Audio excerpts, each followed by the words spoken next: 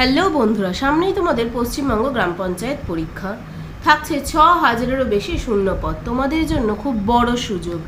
আজকের ভিডিওতে আমরা গ্রাম পঞ্চায়েত পরীক্ষায় আসতে পারে এরকম সমস্ত কমনযোগ্য জিকে প্রশ্ন নিয়ে আলোচনা করব। এর পরবর্তীতে বাংলা, ইংলিশ সমস্ত কিছুর ওপর নিয়মিত আমাদের চ্যানেলে ভিডিও আপলোড হবে, তাই অবশ্যই আমাদের চ্যানেলটিকে সাবস্ক্রাইব করে নোটিফিকেশন বেল অল করে রেখো। দেখো, পশ্চিমবঙ্গ গ্রাম পঞ্চায়েতের যে পরীক্ষাটা হয় তাতে জিকে প্রশ্নগুলো থাকে কিন্তু সমস্তটা আমাদের পশ্চিমবঙ্গের ওপরই, আর থাকে ক্লাস 8 থেকে ক্লাস 10th লেভেল পর্যন্ত জিকে কোয়েশ্চেন। তাই জিকে কোয়েশ্চেনগুলো হয় কিন্তু খুব সহজ আর সিম্পল। আজকে আমাদের জিকে প্র্যাকটিস সেট নাম্বার 1, এর পরবর্তীতে কিন্তু আরও সেট আসতে চলেছে। এছাড়া বাংলা এবং ইংলিশের ওপরও কিন্তু নিয়মিত ভিডিও আপলোড হবে। দেখো, প্রথম প্রশ্ন, ভারতের পঞ্চায়েতি রাজ ব্যবস্থার জনক কাকে বলা হয়? ভারতের পঞ্চায়েতি রাজ ব্যবস্থার জনক হচ্ছে বলবন্ত রায় মেহতা। অতিরিক্ত তথ্য তো দেওয়া রয়েছে। দেখো, 1957 সালে গঠিত বলবন্ত রায় মেহতা কমিটি পঞ্চায়েত ব্যবস্থার সুপারিশ করেছিলেন।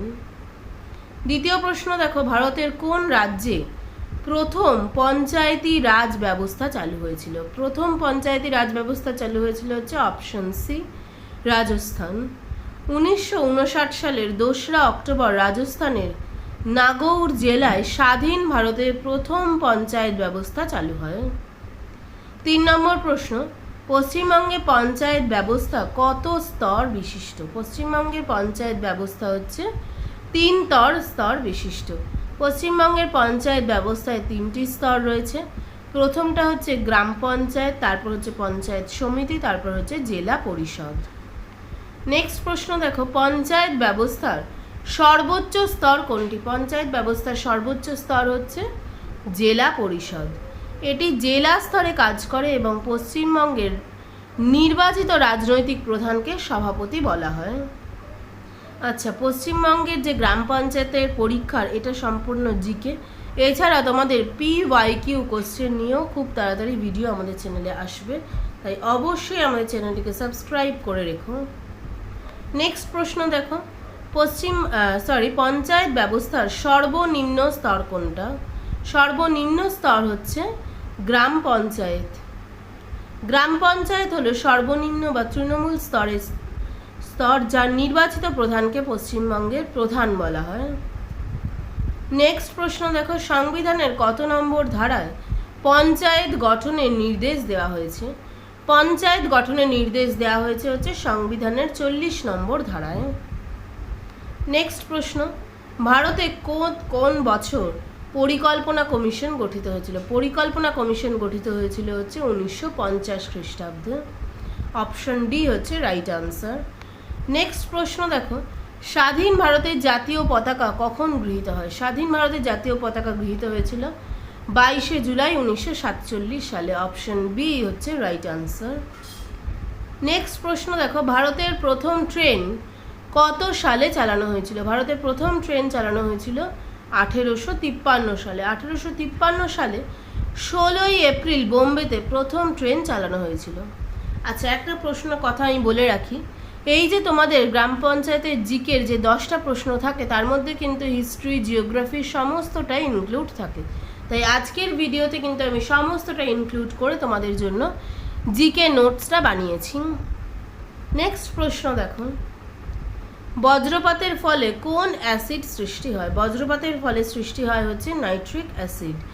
যেহেতু তোমাদের ক্লাস 10th লেভেলের এই জিকে প্রশ্নগুলো আসবে, ক্লাস 10th থেকে 8th লেভেলের অবধি জিকে প্রশ্ন আসবে, তাই এই প্রশ্নগুলোও কিন্তু এর মধ্যে ইনক্লুড থাকবে। কারণ জিকেতে কিন্তু তোমরা যেমন হিস্ট্রি পাবে, তেমনি জিওগ্রাফি পাবে, তেমনি জেনারেল সায়েন্সেরও কিন্তু কিছু প্রশ্ন পাবে। এটা জেনারেল সায়েন্স থেকে নেওয়া প্রশ্ন।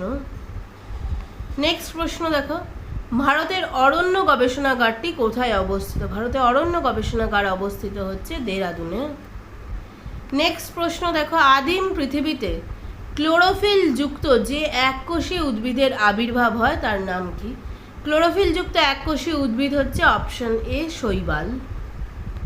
নেক্সট প্রশ্ন, ওয়াটার পোলো খেলতে কতজন খেলোয়াড়ের থাকে প্রতি দলে? ওয়াটার পোলো খেলতে লাগে 7 জন খেলোয়াড় প্রতি দলে।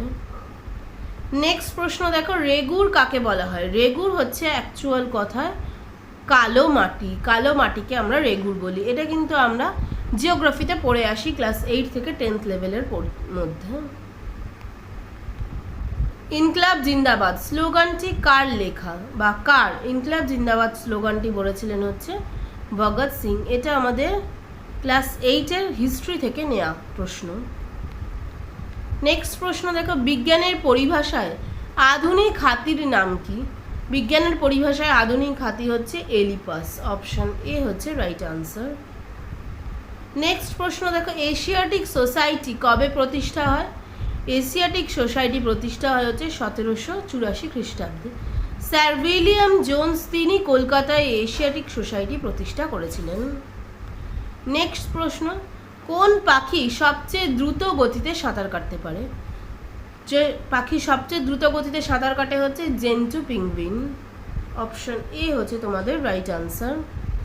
নেক্সট প্রশ্ন দেখো, মার্কিউরাস নাইট্রাইট, মার্কিউরাস নাইট্রাইটের আবিষ্কারককে?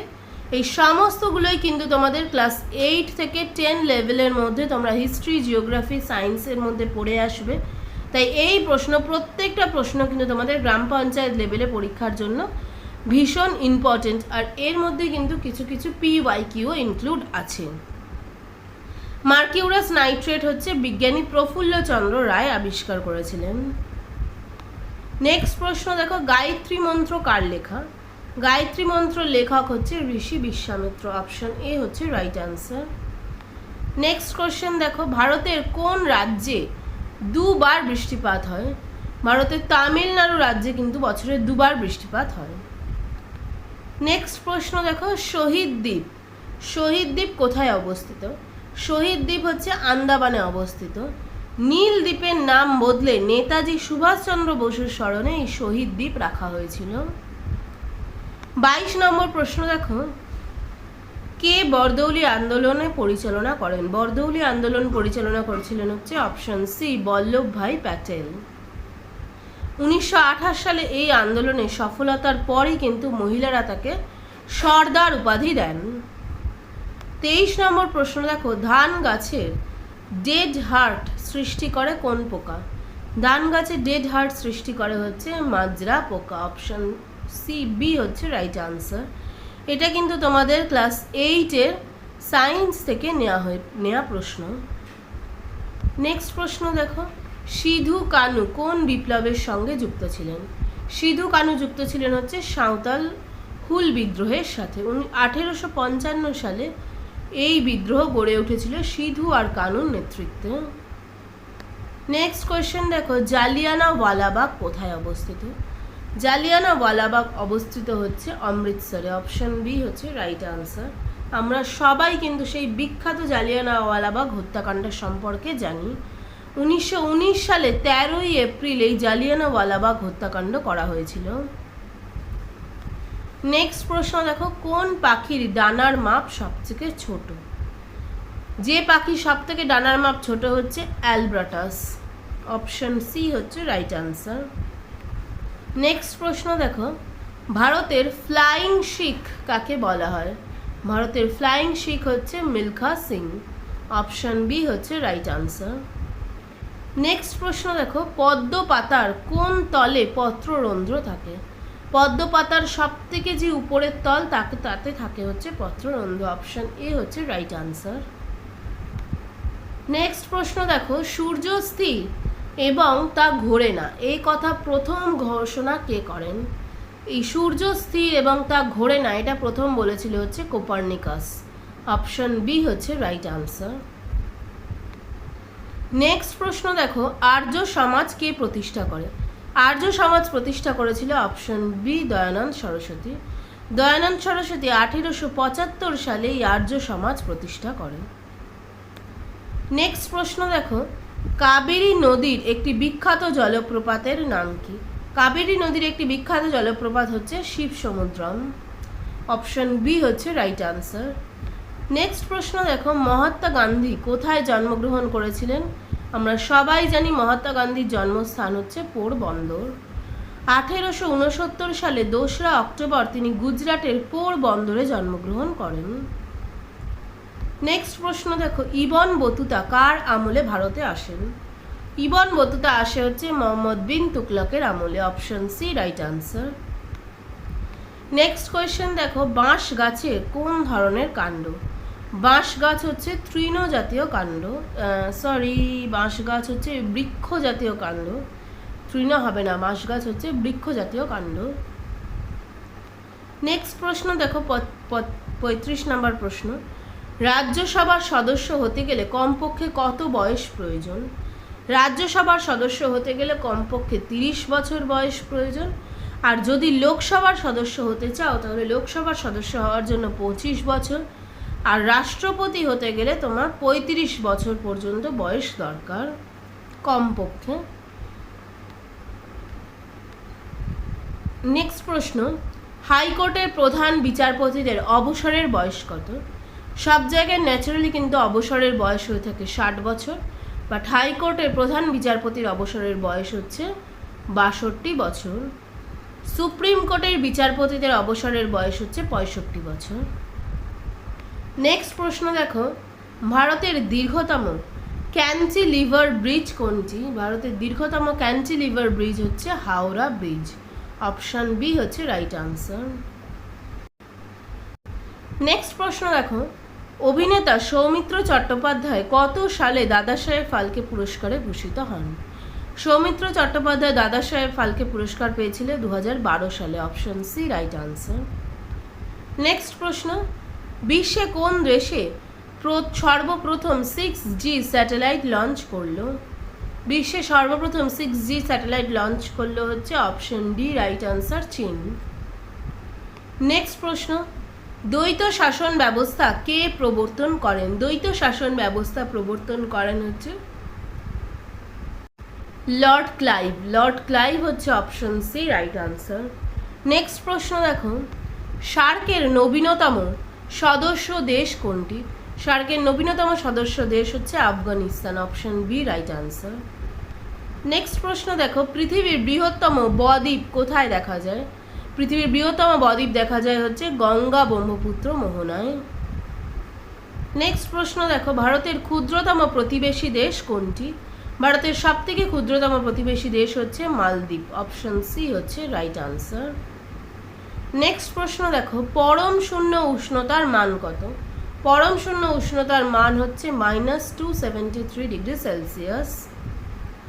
এই প্রত্যেকটা প্রশ্ন কিন্তু তোমাদের জন্য ক্লাস 8 থেকে 10th লেভেল অবধি মেনলি তৈরি করা হয়েছে জিকে প্রশ্ন। আর এটা কিন্তু শুধুমাত্র স্পেশালি গ্রাম পঞ্চায়েত পরীক্ষার জন্য ভীষণ ইম্পর্টেন্ট। এছাড়া কিন্তু জিকে মিসলেনিয়াস পরীক্ষা WPSC মিসলেনিয়াস পরীক্ষার জন্য ইম্পর্টেন্ট।